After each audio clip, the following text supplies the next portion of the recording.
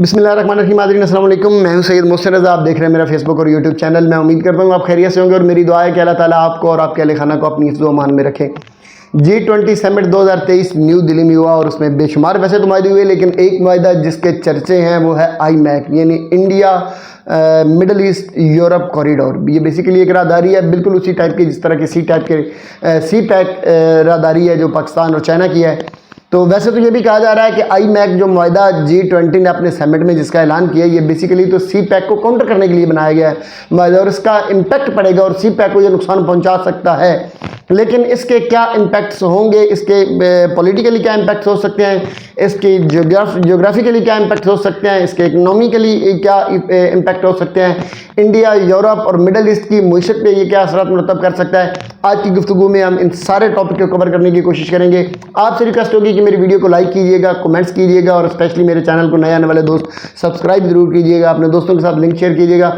Channel को report किया जाता है, आवाज़ को बंद करने की कोशिश की जाती है और उनके पास और तो वैसे कोई चारा है नहीं आवाज़ बंद करने के अलावा कि वो चैनल को रिपोर्ट कर दें, लेकिन आप लोगों की सपोर्ट अगर साथ हो तो फिर कोई भी ये आवाज़ बंद नहीं कर सकता। अच्छा खैर, हम चलते हैं IMEC की तरफ। बेसिकली IMEC का मैं मैप एक दफ़ा आपसे शेयर कर दूं कि IMEC है क्या चीज़। IMEC बुनियादी तौर पे एक राहदारी है और ये रूट है। बेसिकली राहदारी ऐसी है जैसे सी पैक यानी जैसे चाइना और पाकिस्तान का एक कॉरिडोर है। ये एक तजारती राहदारी है, मुआशी या तजारती राहदारी से आप कह लें। ये इंडिया से स्टार्ट होगी और ये यूरोप से होती हुई, मिडल ईस्ट से होती हुई यूरोप और वहाँ से फिर अमेरिका में जाएगी। अच्छा सवाल यह है कि इंडिया क्या पहले यूरोप के साथ तजारत नहीं कर रहा? इंडिया यूरोप के साथ ऑलरेडी तजारत तो कर रहा है, पहले भी तजारत कर रहा है, लेकिन पहले जो तजारत हो रही है वो नहर स्वेज से हो रही है। और अगर इसके अलावा कोई रूट अगर देखा जाए इंडिया के पास यूरोप में जाने के लिए, यूरोप की मंडियों तक, मिडल ईस्ट में जाने के लिए अगर कोई और रूट अगर देखा जाए तो वो और खुश्की का कोई रास्ता इंडिया के पास नहीं है सिवाय इसके कि वो पाकिस्तान से गुजर के जाए। अब पाकिस्तान के साथ चूंकि इंडिया के रिलेशन इंडिया पाकिस्तान के हमेशा ही खराब ही रहे हैं, काफ़ी अर्से से ही आपको पता है, तो वो इतने अच्छे रिलेशन तो है नहीं कि वो पाकिस्तान से खुश्की के रास्ते से गुजर के जा सके। तो उनके पास फिर ऑप्शन कोई नहीं बचती थी कि वो बजरिया समुंदर पहले अरब एमरेट्स कंट्रीज़ में वो जाएं, उसके बाद फिर वहाँ से जाएंगे KSA में यानी सऊदी अरेबिया, और उसके बाद आगे यूरोप और उस तरह वो एक पूरा रूट। इसके अलावा उनके पास कोई रूट बचता नहीं था। इससे पहले जब तक ये रूट नहीं है अवेलेबल, इससे पहले जो तिजारत हो रही है वो स्वेज से हो रही है, नहर स्वेज से। अच्छा अब देखते ही हैं कि अब दोनों चीज़ें आपको एक अंडरस्टैंडिंग आ गई कि खुश्की के रास्ते से तो इसलिए नहीं हो सकता, उनका ये राहदारी नहीं बन सकती थी या उनकी तिजारत नहीं हो सकती कि आगे बीच में पाकिस्तान आ जाता है। और अगर वो दूसरे रास्ते से जिससे ऑलरेडी कर रहे हैं वो नहर स्वेज वाला रास्ता है जो सारा समुद्री रास्ता है, तो उससे वो ऑलरेडी तिजारत उनकी हो रही है। तीसरा अब जो उन्होंने ऑप्शन जो लॉन्च किया है वो IMEC किया है कि यानी कि वो बदरिया समुंदर पहले वो इधर जाएंगे UAE में जाएंगे, फिर वहाँ से सऊदी अरेबिया, यूरोप और इस तरह आगे वो निकलते हुए फिर इजराइल से होते हुए अमेरिका चले जाएंगे। ये उनका एक रूट एक नया। अच्छा इसके हम इम्पैक्ट्स की हम बात करते हैं कि क्या हो सकते हैं।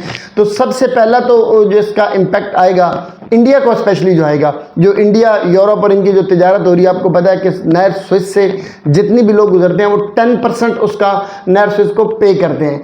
तो 10% की जो डिडक्शन है वो सबसे पहले तो कट ऑफ हो जाएगी और वो 10% जो स्वेज में से गुजरने के लिए यानी एक रूट इस्तेमाल करने का जो 10% दे रहे होते हैं, सबसे पहला तो सारे कंट्रीज़ को वैसे तो ये होगा, इंडिया की इकानमी पे ये असर पड़ेगा कि उनकी 10% ऑटो पे इकानमी ग्रो कर जाएगी। अच्छा मैं इसके पहले फ़ायदे भी बताऊंगा और बाद में मैं बाकी चीज़ें भी बताऊंगा कि इसका क्या ये अल्टरनेटिव बनता है या अल्टरनेटिव नहीं बनता, तो उस पर आप इसलिए मेरी वीडियो एंड तक ज़रूर देखिएगा, क्योंकि एक्चुअली जो असल बात है वो मैंने आपसे एंड पे ही शेयर करनी है, पहले इसलिए नहीं कर सकता कि पहले आपको पॉइंट्स का पता होना चाहिए। एनीवे तो सबसे पहला तो उसका ये होगा कि वो नहर स्वेज से कट ऑफ हो जाएंगे, उसको स्किप कर देंगे और 10% अपनी इकानमी जो है अपनी टोटल तजारत जो यूरोप के साथ कर रहे हैं उसका वो सेव कर लेंगे। पहली चीज़ ये हो जाएगी।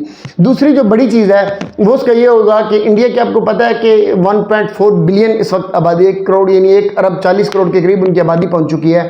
तो ये एक बहुत बड़ी मार्केट है, दुनिया का बहुत बड़ा टोटल आबादी का एक बहुत बड़ा हिस्सा है। तो उसका एक दूसरा इम्पैक्ट ये पड़ेगा कि इंडिया की मंडी तक रसाई के लिए यानी इंडियन मार्केट तक पहुंचने के लिए जो पहले कई कंट्रीज कट ऑफ थे, जिनमें यूरोप के बहुत सारे ममालिक हैं, जिनमें अरब मिडल ईस्ट गल्फ कंट्रीज बहुत ज़्यादा थे, जिनकी तिजारत बहुत ज़्यादा थोड़ी थी यूरोप के साथ, इंडिया के साथ। तो जब ये रूट बनेगा तो उस तमाम कंट्रीज़ की और भी बहुत सारी चीज़ें ऐसी जो हैं वो इंडिया की तिजारत का हिस्सा बन जाएंगी और ओवरऑल इंडिया की तिजारत जो है वो ग्रो कर जाएगी और इंडिया की मार्केट तक बहुत सारे कंट्रीज़ को रसाई मिल जाएगी, आसान रसाई मिल जाएगी। उसका दूसरा फ़ायदा जो है वो ये हो जाएगा।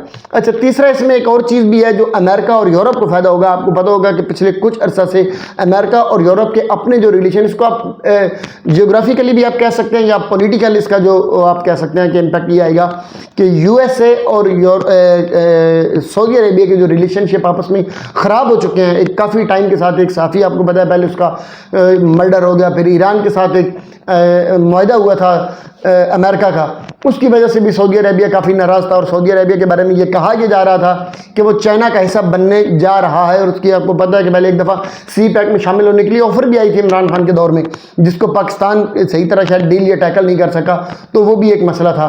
तो इसका अब ये होगा कि जब इस राहदारी जब ये मुकम्मल होगी या राहदारी जब बनेगी तो इसमें सऊदी अरेबिया, चूँकि इसका एक बहुत बड़ा हिस्सा है सऊदी अरेबिया, अमेरिका इसका बहुत बड़ा एक हिस्सा है इस राहदारी में, एक शेयर होल्डर है, तो उनके आपस में रिलेशन जो है वो कदरे बेहतर हो जाएंगे। और सऊदीया जो चाइना ब्लॉक में जाने की तैयारियां कर रहा था, ये जो खतरा एक आ गया था कि शायद वो चाइना की तरफ जा रहा है, तो वो खतरा भी टल जाएगा। तो इससे पॉलिटिकली और जियोग्राफिकली जो है सऊदी अरेबिया और अमेरिका के दरमियान रिलेशनशिप जो है उस पर भी फ़र्क पड़ेगा और वो भी बेहतरी की तरफ जाएंगे।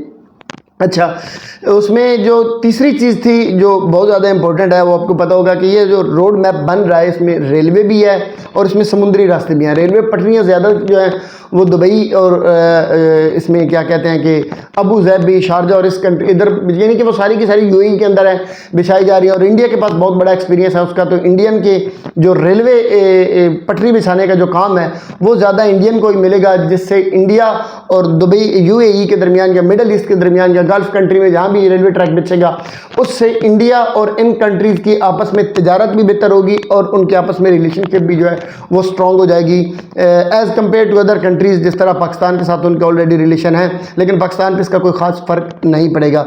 एनीवे, उसमें एक और इम्पोर्टेंट चीज़ जो है वो आपको पता है, वो ये है कि आजकल ग्रीन हाइड्रोजन का आने वाला वक्त है, वो ग्रीन हाइड्रोजन का दौर है। इंडिया में बहुत ज़्यादा उसकी प्रोडक्शन होती है, तो यूरोप तक ग्रीन हाइड्रोजन जो है उसको एक्सपोर्ट करने के लिए इंडिया को बहुत बड़ी फेवर मिलेगी, क्योंकि इस सारे ट्रैक के साथ पाइपलाइन बिछाई जाएगी, हाइड्रोजन पाइपलाइन भी बिछाई जाएगी और एक केबल नेटवर्क भी बिछाया जाएगा, जिससे डिजिटल कम्युनिटी जो टेक्नोलॉजी है उसकी ट्रांसपोर्टेशन में और उसको ट्रांसफ़र करने में इनको हेल्प मिलेगी।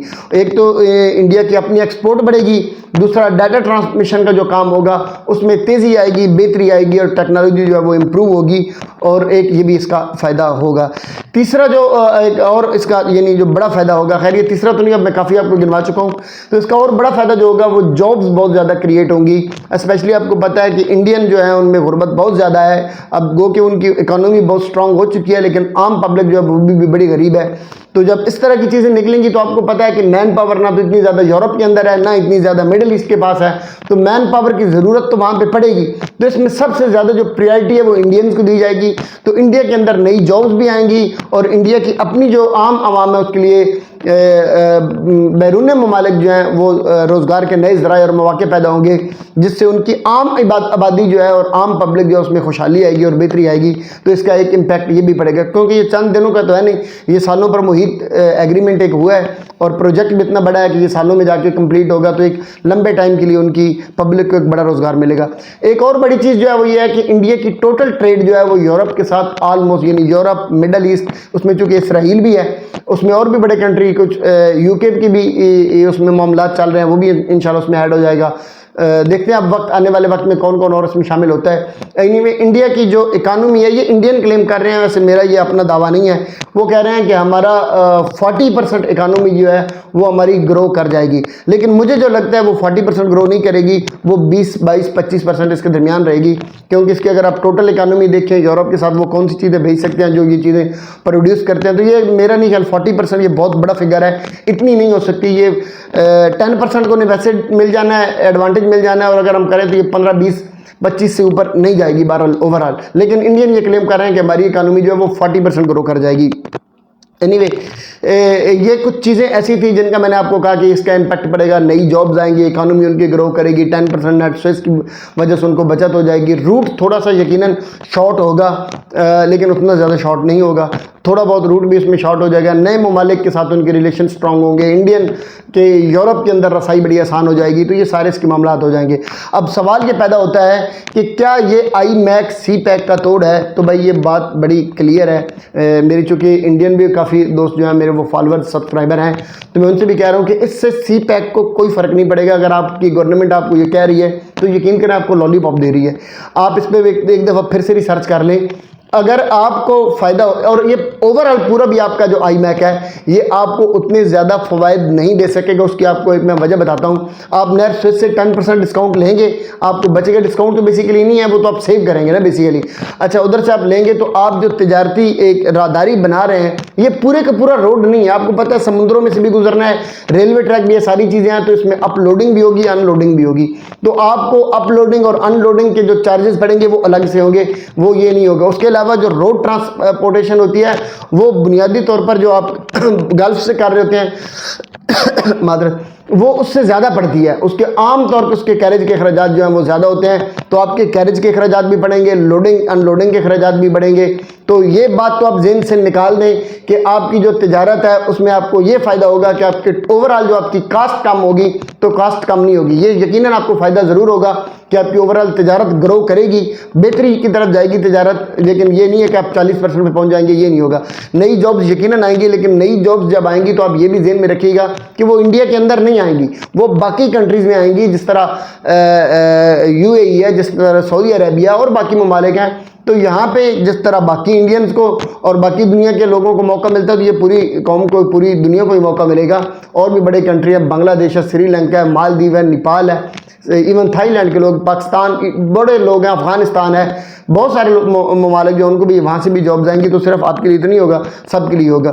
तीसरी चीज़ जो बड़ी चीज़ है कि क्या ये मुआहदा चाइना के CPEC के लिए काउंटर हो सकता है? तो ये काउंटर नहीं है। उसकी वजह यह है कि CPEC जो है उसका एक नेचुरल रूट है, वो कोई किसी के काउंटर के लिए नहीं बनाया गया था।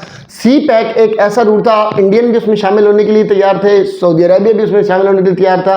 उसको आपको पता है कि जो लोग रोकना चाह रहे हैं वो भी क्यों रोकना चाह रही हैं। CPEC गवादर से लेकर चाइना तक और आगे फिर रशिया तक, और रशिया की जितनी भी आज़ादी हुई रियासतें हैं, कजाकिस्तान, उज़्बेकिस्तान, किर्गिस्तान और जितनी भी सारे तुर्कमानिस्तान, इवन टर्की तक, ये सारे जितने भी कंट्री हैं, ये सारा एक नेचुरल रूट था।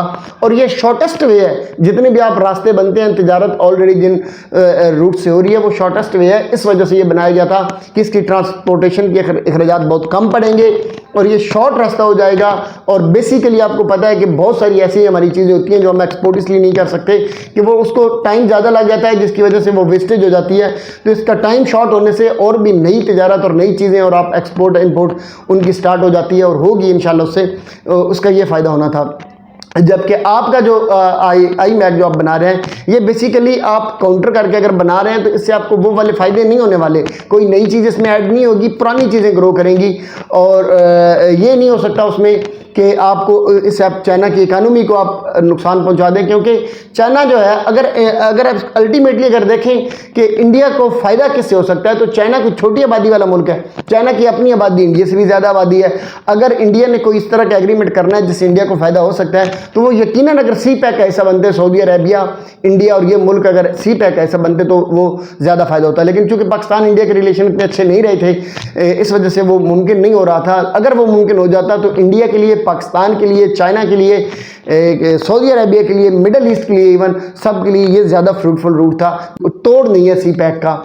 बहरहाल मेरी दुआ है कि इंडियन, चूँकि वहाँ पे भी बेशुमार मुसलमान हैं, करोड़ों की तादाद में मुसलमान रहते हैं, हमसे ज़्यादा हैं, तो अल्लाह पाक सब के लिए बेहतरी करे, ये मुआहदा कामयाबी से चले। अगर ये चलाएं और इसके वाकई जो फ़ायदा आप सोच रहे हैं आपको मिले, पूरी दुनिया की इंसानियत का भला हो। अब दुआ में याद रखिएगा, अपना ख्याल रखिएगा। अल्लाह ताला मेरा आपका हम सबका हामी नासिर हो। वस्सलाम।